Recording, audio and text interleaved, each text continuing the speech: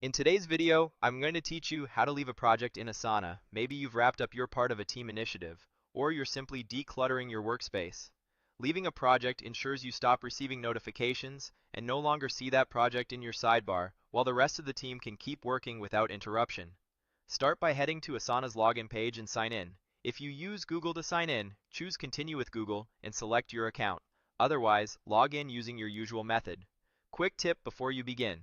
If you're responsible for critical tasks or updates, make sure your team knows you're stepping out so there are no surprises.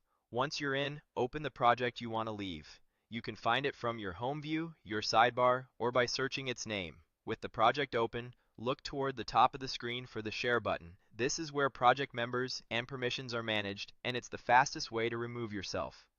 In the Share window, locate your name in the list of members. Click your name to bring up your options. You'll see a small drop-down next to your role. Open that drop-down to reveal the action you need. Choose Leave Project. Asana will prompt you to confirm this change to prevent accidental removals. When the confirmation appears, click Remove Me. That's it, you're out of the project. You'll no longer have access to its tasks, conversations, or files, and you won't receive future notifications from this project.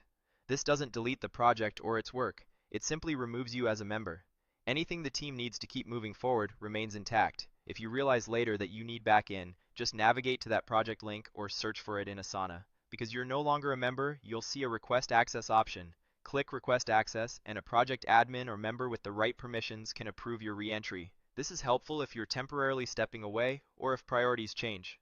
A couple of final tips. Communicate your exit to project stakeholders so handoffs are clear, and double-check that any updates or files you owe are shared before you leave. That way, when you remove yourself, the team stays unblocked and your notifications stay quiet. And that's how to leave a project in Asana, from logging in, to using the Share menu, to confirming your removal, and requesting access again if you need it.